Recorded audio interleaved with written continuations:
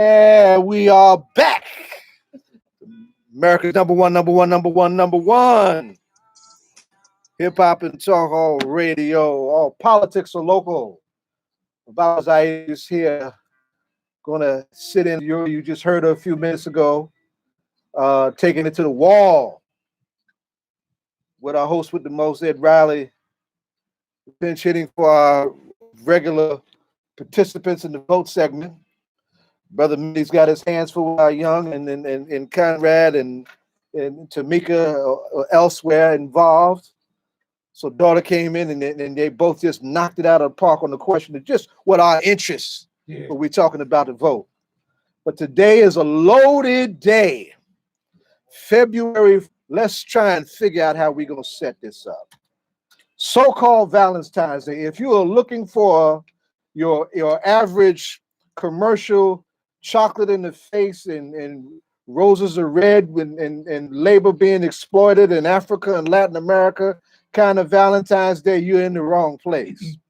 But if you want to deal with a love equation that honors our ancestors, a love equation where there is no oppression or exploitation, a love equation that can engender healing for a whole lot of hurting people in this whole quest for this thing called love. If you want a real love talk, you have come to the right place. February 14th. Did we realize that today was Frederick Douglass's birthday, and why is that so germane to a February 14th Black Love discussion? February 14th, 1818, Frederick Douglass was born as a consequence of rape on the plantation. Rape on the plantation, something our female ancestors have been subject to for not once upon a time or once in a while, but for centuries, back for years and years on end. And he came to us, this great Black man came to us as a consequence of rape, but his mother, daring to be self-determining, his mother daring to love that child that was her child in spite of the consequence of how he got here, designated that day to be his birthday, to make him her Valentine. That's Black love hard, right? But Black love absolutely necessary, right? Today, for those of y'all who follow me on Facebook, I posted a delicious sweet chocolate fat kiss between Mike Africa Jr., Mike Africa Sr., and Debbie Africa. Who are they, Baba Zaid, right? The Move family. August 1978, the Philadelphia police moved on the Move family with guns, bulldozers, and water hoses. You would have thought it was circa 1964, Birmingham, Alabama, but we had the Birmingham of the North in Frank Rizzo in Philadelphia, moving on Move. And they tore that place up and tortured those folks, something terribly. And in the onslaught on Move, one of their own was a victim of what they call friendly fire, Officer James Rapp, and the police turned around and blamed Move for Officer Rapp's death, and they all faced sentences of 30 to 100 years. Indeed, 40 years each, at least.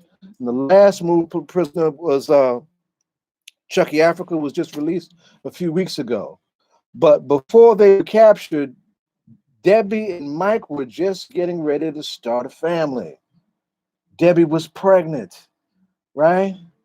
And so they go into captivity, and their son Mike is born in captivity, much like Tupac Shakur was born in captivity. But as soon as they got out, and they got out a few months from with each other, first thing they do is they found each other's eyes and arms, rededicated their vows. 40 years, so what? We back and we black and we in love, right? Love hard, love healing, love transcending oppression and hurt. That's the kind of love we're talking about today, right? And I'm sitting here next to two of the baddest violence interrupters in the town, so they know something about the place of love and healing. So I'm going to try and wind myself down. I just wanted to set it up strong if I could, right? Job. And let y'all go ahead and go ahead and wheel and deal on this place these matters of the heart that we need to do now. And I'll add to it, as we keep it moving, because I got some other things I was going to add to it. But the question of history is always one that always governs my compass and helps set me off. Ladies, queens, daughters, how are you? Good evening. For that. Gotta bring it down. Okay. So take it away. What wisdom are we sharing from the realm of the healers and the helpers on this very sensitive matter? So when we first was asked to do the show, John Austin said, I think that y'all should come in and who's more, I guess, the best people to do it and the people who are in charge of creating space for people around healthy relationships, healthy and unhealthy relationships. And also talking about Black love, not from a place of the romantic love, right? But from a place of a people's love. Yes. From a holistic love, from a cultural place. Yes. We know that most people today are celebrating Valentine's Day and they're celebrating romantic love. But we do have an alternative. And we always need to, go back to culture. And culture has saved our lives, if you will. Absolutely. So the type of love that we have, and Black love is a real day. I know most people don't know. Historically, it's February 13th, but February 14th in some of the other tenements. But we do have Black love. They celebrated February 13th, and then observed in other places February 14th. And so that's one. It's a holiday that was given to us, if you will, in 1993. So you call the name, you got it. You just beat me to the punch as you were. Okay, good. No, you got it. Go ahead, bring it on up. And that's by Ayo Handy Kendi. And she founded this holiday, and it's based on Black self-love instead of self-hatred. Increase peace to stop violence and racial healing. So this is a different in terms of holidays. And we talked, before on the other segment about Eurocentric holidays and how they celebrate, but Black celebrations and Black holidays are always different. And that these holidays are most times off of the backs of Black people. Yes. And that our love, in love, what Black love is, the evolution of love and Black love, that Black love matters. We're going to talk about the vision and the mission of Black love. And so we have Mr. and Mrs. Austin that's going to call in on the phone, and they've been married for they're on the line, and they've been married for 59 years, is it? For 59 years, right? Some Black love to shout out for real. We bring them on. We got to bring them on with a round of applause. This is the mother and father of our beloved Jonathan Austin and Annette Austin. And I told my nephew, I had a nephew that got married a little while ago. And he said, "Uncle, what kind of wisdom can you?" I said, "Son, pay attention to your parents. They've been together for 40 years. I haven't been together with nobody for 40 minutes. You need to listen to them." You understand? Right, so we got some real serious experts on what it means to come together, honor those vows in a place of making our people better and whole. Mr. and Mrs. Austin, we salute you. How are you? A part of his is something that we definitely want to honor and treasure. So I just want to say, first and foremost, thank you for your time. Thank you for making yourself available. Thank you for those fine and powerful and wonderful children that you have and have given to us, right? They are doing amazing things. And the glory. Yes, Lord. So tell us the story of how Mr. and Mrs. Austin came to be. Well, my part of the story is that I went to choir rehearsal, and rehearsal was good, but at the end of the choir rehearsal, they started reading off the roll of the people there. And her name was so different than anyone I had ever known. I said, I have to meet her. And I walked over to her. And I liked her right off the bat. So I asked her if she liked to go bowling. She said yes. And I just asked her to go bowling with me that coming week. And so she said yes. I took her out. And the strangest part of going out with her was it's a perfect gentleman. Oh, yeah. Perfect gentleman. But this would be me. He was a perfect gentleman. And I didn't meet too many black young men that were gentlemen, unfortunately. And he opened car doors and he pulled out my chair. Some of us still do that, yes. He really did. And I felt very, very comfortable with him. So wow. Awesome. It's amazing. So from there, I mean from the bowling alley to how do we get to the bowling alley to I do and we will?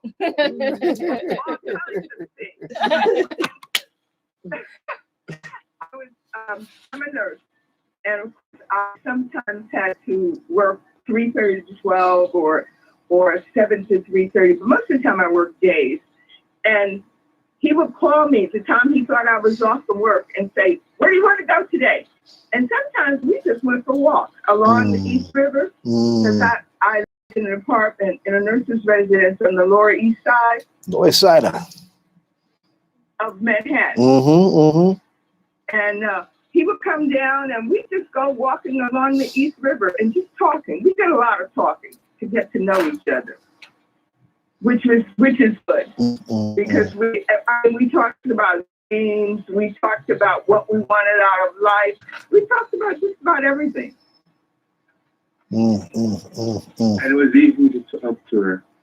I didn't feel like I was pushing in order to talk to her.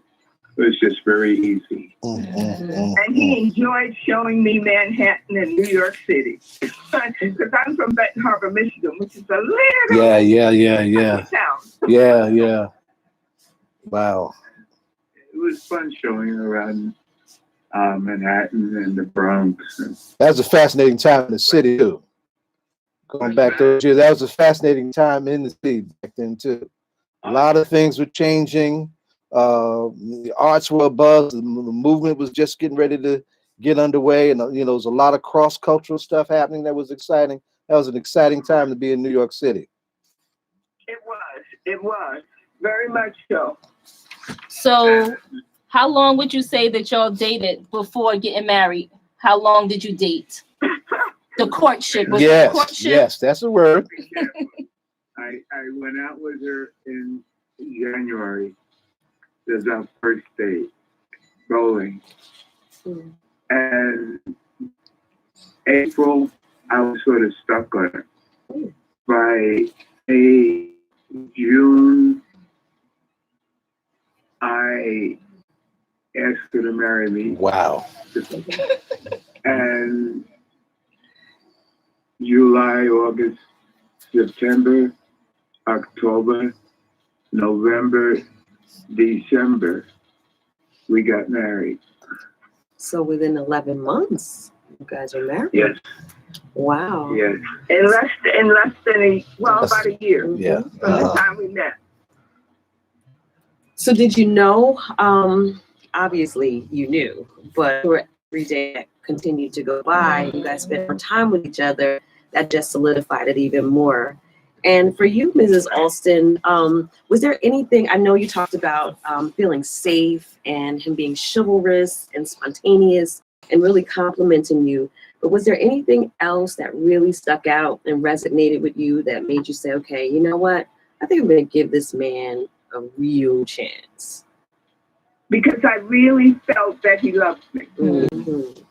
I really felt that he loved me by his actions. So would you say the way he took care of me,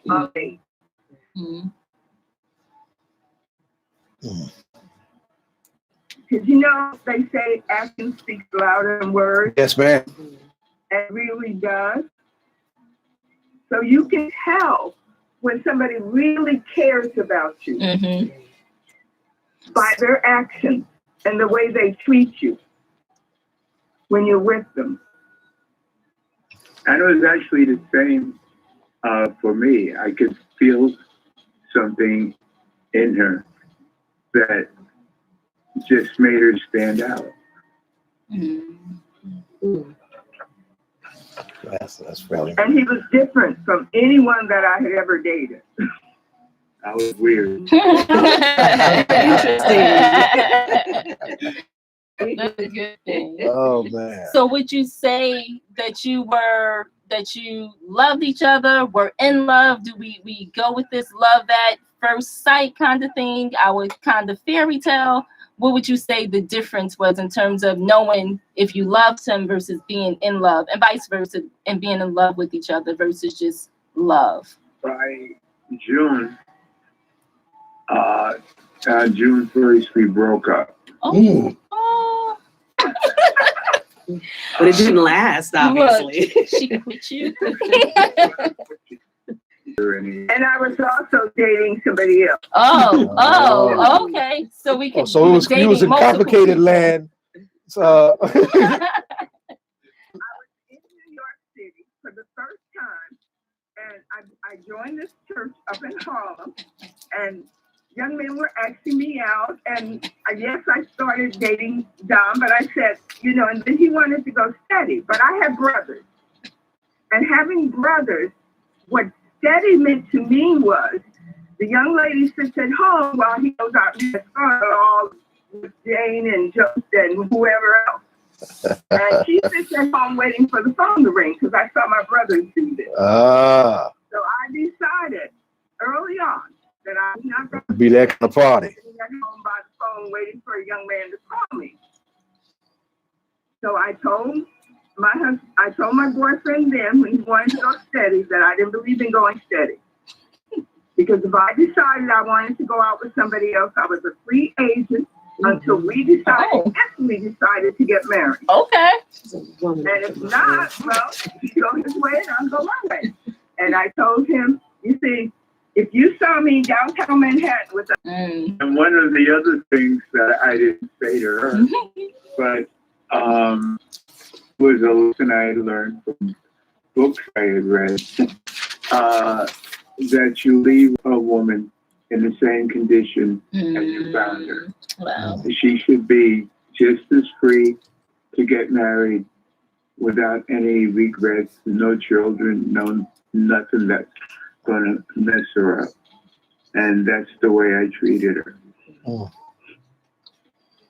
Wow. He did. He really did. He was very respectful of me.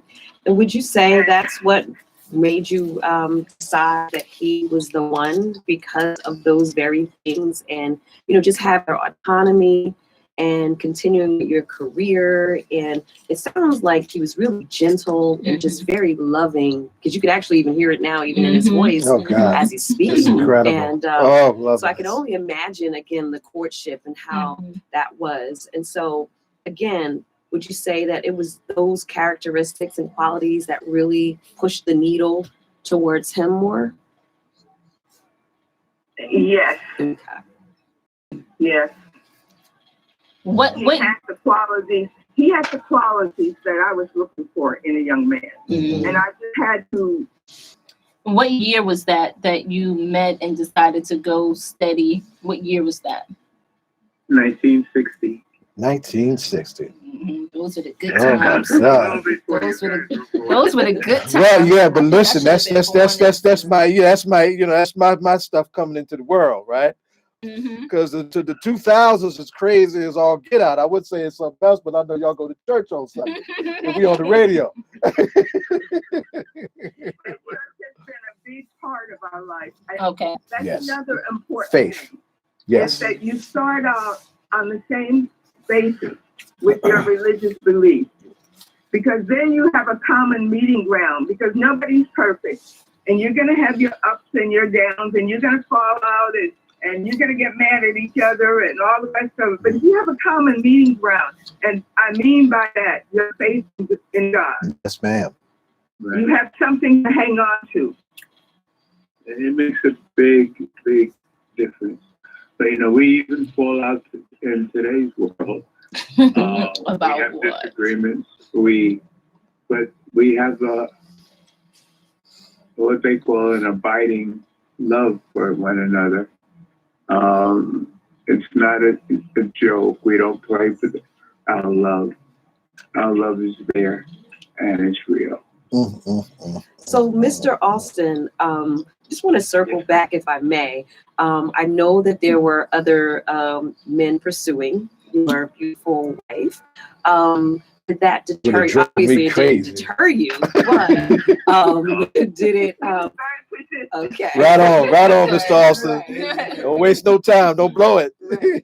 But was there anything that you can think of that you wanted to do to make you stand head and shoulders above the rest? I mean, to say, I don't care who they are. I'm here and she's who I want. And this is what I'm going to do. I'm taking notes as you're talking, sir. The only big thing that was, I didn't think of it as big then, but the pastor's son was one of the guys that was interested in her. And they knew him being the pastor's son. And that was a complication, but it didn't bother me that much for some reason. I guess because I was determined. And beautiful. So that didn't bother me. But he was a very, very nice person. But I was sneakier, I guess. All is fair in war, love and war. You were resourceful. You were resourceful. Was always around, just as much as he was. So, and there were other guys, but they just stepped up, so to speak. They didn't bother me nor him. And it was a fun time in my life. It was a fun time for me too. Wow. I mean, New York City was like exciting. Yeah, that was quite a time in the city. Yeah. It was. Yeah. And for a young lady coming from Benton Harbor, Michigan, it was like wonderful. Yeah. It was like a fairy tale. I even started to NYU. I was going to get my BSN, but I was dating so much, I finally dropped my course. Wow. You are like, I'm living for it. Right. And believe it or not, many years later, she got her. Yeah, I got my BSN. Okay, good job. We're back. But I appreciate this. I put it on the back burner for the moment because I was having so much fun. But that's a great thing to let us know that it's okay to date. It's okay to discover what you like, what you enjoy, and to pursue other interests. Because sometimes in relationships, people think that you can lose yourself or that you're supposed to. And as you mentioned, Mrs. Austin, with staying home and not really doing anything. So to hear that you continue to go about your life, discovered who you were and the city. I can only imagine. I mean, we love New York now. Right. So back then, I'm sure it was really fantastic. It was. It was. City at the crossroads. It was having time. My home. And even though I wouldn't want to live there right now, but it's a wonderful place. How would you see?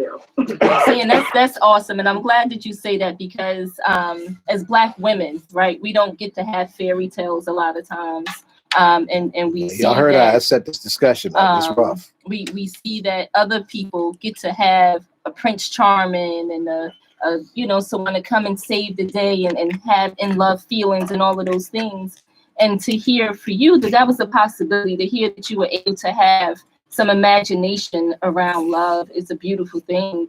And so how would you say that y'all manage the real life aspects of having children and raising a family and staying together, staying in love, when it's not just the two of you anymore? Vacation. Even if we couldn't afford it. We decided that you work all year, that you deserve at least took time for each other. Like, for instance, when we found a really great babysitter, and she would make them I had 3 children by then, and she would make them 3 different meals. Wow.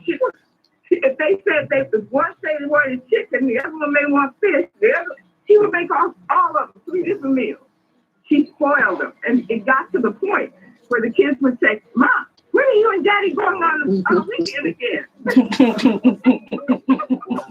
So there was that village. There was to come and take care of them. Right. Mm-hmm. Right. The village. So there were people who believed in you all. Yeah. And we made time for each other, and we also made time for the family. And that was fun. It was more fun than you would imagine. Taking 3 kids in a station wagon on a 1,000-mile journey. Actually, one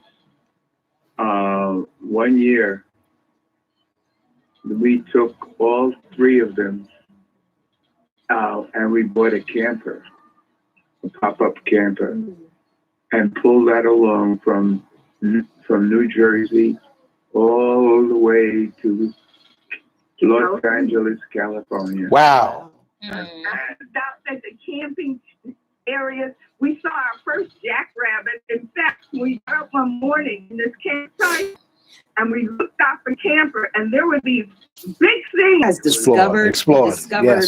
Different adventures. And I mean, even just driving all the way to California, you really have to enjoy each other's company. And we've always enjoyed each other's company. That's good. And we still do. Mm-hmm. And we still do. Wow. Mm-hmm. That's very important. Right. That's very, very important. We all loved each other. I had to put my oldest son out of the car once Oh gosh. for a short while. And the other one, the one you know, the big baby. He's listening. He never stopped talking. That explains where he's at today. Keep quiet so long. Mm-hmm. Yep. Mm-hmm. And he would always lose. He'd tell these unending stories that never came to an end. Wow. That's funny. I appreciate that. Put into place to say, okay, we're not going to, some people say they're not going to go to bed angry, or they're not going to let something fester or linger beyond a certain point. Was that something that you all ascribe to, or was it just something that you just did naturally to say, okay, we're going to come back together? We had, like I said before, we took long walks, Mm-hmm. and we talked about a lot of things. And one of the things where my husband got a little upset when I told him this, that I would never, ever stand for a man to hit me. Yes, ma'am. Never. Yes, Never, ma'am. never, never. That's very important in this if he ever hit discussion. me, the marriage will be over. Mm-hmm. It will be over, period. Mm-hmm. And he got upset because he said, what makes you think I would ever hit you? I said, well, I'm just telling you up front. And I always told him, if you ever hit me, don't go to bed and go to sleep. I know that's right. Mm-hmm. Mm-hmm. Because I will kill you. I know, and I told him, I know I can't beat you fair, so I'll go the unfair. Mm-hmm. Right. But I never had to worry about that. yes, I was very angry about that because there is my father and mother taught me better, and I would never ever hit her. He broke a door once, though. But once in 50 years? Right, it's okay. It's okay. Actually splintered an open door in our old house in the Bronx. I have a lot of mouth, and I was talking. I was standing and I was running my mouth, and he told me, and I got louder and louder, and he got up off of the bed. I could see him. I was in the kitchen, and he was in the bedroom, and I saw him get off the bed and head toward the kitchen. But I'm watching him out of the corner of my eye, and he walked right past me, and I knew he was angry. And then the oak door was closed to the dining room, and he didn't take time to open the door. He just took his fist and went boom to him. That's why a man should never hit a woman. I don't care how angry he gets. Leave the house, walk away, do something. But if he had hit my head like he hit that door, I wouldn't be here today. Right. Well, I appreciate how Mr. Austin, you said like it was more of an insult to you because that's not even who you are. Right. You know, so you know. It was an insult. And he was very angry when I told him that. But I appreciate that he did get angry because it lets you know that he's not the type of person that would ever do something like that. And so, unfortunately, a lot of times as women, we don't always get that type of confirmation, if you will. Things sometimes happen and some people will say that they will never do something like that. But then, unfortunately, we see things don't always go that way. And so for him to say, not only am I not this person, but I'm going to prove to you and show you that this is who I am. So I really, commend you on that. Even in your anger, you maintain, as we can see, cool heads. Veil. That's right. For sure. Thank you. So Thank you. we have a few more minutes left, and we want to just get from you just a couple things, 3 things, 1 or 2 things that helped you stay together for 59 years. We want to give the audience some tools and some tips to help them with love and to help them in staying together in relationships. And so just give us 1 or 2 things that you would say helped you stay together through the test of times. We prayed every night together. We prayed on our knees every night together. And still do. Oh, wow. Mm-hmm. And we still pray every night and morning. Mm-hmm. Wow. That God was first in our lives, and he still is. That kept us together because I couldn't hit her after telling God I loved her. I got a girl and I work on them all the time. We need his advice badly. Yes. Yeah, you do. Even raising your at one time because the roommate was having a man there with her, but we did not put up with that. And she changed rooms eventually. So I was very protective of her, just like I am Fanny, because she's my daughter. And I looked out for her. And even the times I've had to go to the school for my son, I can remember getting very angry at a parent because the parent had pulled, but I was in the principal's office and they were all there, the mother, father, the principal, and the parents said that he couldn't control his son. He didn't have control of his son. And even though right now I speak so calm things down. Yeah. So the extension from loving each other to love these children is huge. Yeah. There's no getting around it. It all comes together. They got spankings, so. Oh, yeah. When they say spoil the Spirit of rod. Spoil a child. he did not spare the rod. Although Jonathan learned from the older one. That's usually how it happens. Yeah. I remember my oldest son came home one night somewhere around 4 or 5 o'clock in the morning, and we've been having fits. I've been driving around the city and really He had never done that before. And when we never found him, he came home before I found him, and he was going to be a wise guy. And like, what are you going to do about it? Whatever, 16 or whatever he was. And I picked him up off the floor. And he was taller than me and bigger than me. But I picked him up off the floor. That's because he was so angry. And explained. Do that anymore, I'm sure, right? No, it didn't. Love No, it. he did. Not the first and last. I can imagine. Wow. I can listen to you guys talk all night. And it's nice and easy. Yes. It's nice and easy. I'm glad I hope I could help you a little. We're all taking notes. We're all taking notes. Very good. Oh, So, Mr. Austin, we thank you so much. I get so much light in your voices and your energy and your connection.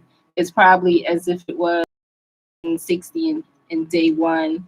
And I was Except we are a lot older. right, but it's okay. But we were able to get the wisdom. God gave us some really beautiful children. We're blessed. Yes, you are. Yes, you are. We bear witness to that. And we appreciate And we you don't sharing take with that us. lightly. We appreciate you sharing with us. And the takeaways that we have is that number one is that you pray together at night and in the morning, which is Faith, helpful faith, love. Yes. for the relationship and putting us not love. And just give us one more thing that we can take away to help us know how to sustain love or how you sustain love with your relationship. One more takeaway. That's hard because it's something we have that's been built up over these 9 years. And I would never Knowing you think care for each other. there's a feeling Yes. like when we went out the first time. Okay. Care. Mm-hmm. It was a caring feeling. Okay. I knew she cared for me, and she knew I cared for her. And Unconditional love. even when I was upset with her about something, she knew I cared. That's connection, right? Yes. That's something that you can't, there's you either have it or you don't, right? And so you work on that as well. But I think that's just chemistry and connection and energy, and you know when you know. right. Yes. And then And you- the commitment. You too. keep it going by refreshing it. Mm-hmm. Yes. And being committed Right. and dedicated to each other and to your vows. There, and you've obviously worked very hard to not just to get there, but to stay there. And so Stay there. I really, really value this conversation. Yeah. And we're not perfect, obviously. Right. We have ups and downs, but we never stop loving each other. Love conquers all. Mm. It does. Thank you. I could just come. I wish I could just come to your house. I think we're going to invite you over to the center. Yeah, I would love to. I think we'll invite you two over to our women's center. We have the Shani Baraka Women's Resource Center. And we get women that come there all the time who, have issues around healthy relationships. And so we might want to invite you to come and do a talk on what healthy relationships are and what that looks like. I really hard though, because my husband is really unable to travel right now. Okay. Well, this works over I the love phone, just being right? able to This hear. We're works. gonna use the new technology. We have Yeah. technology. You don't have to be in a place. We have Right. technology, but we can Set your phone. helicopter you right into the room almost. Right. And set up phones and cameras and all sorts of things. So, that's not going to be a barrier. We wouldn't mind that. That would be nice. I appreciate that. We need him to talk to Right. Other too, Yeah. hey, to be a gentleman, and in fact, Amen. it's a wonderful thing to be a Right. gentleman. It You is. It's a know, requirement. and again, it's a prerequisite. And so to make a woman feel safe, is just special and loved, and being gentle. I can hear it again all in your voice, and that just really resonates. So thank you for being you and showing that that's all right to be that way. Oh, And they're your family. important to us. They're important to the Yes, community. yes. So thank you so much for producing greatness. And from your love, then that generates and radiates outward.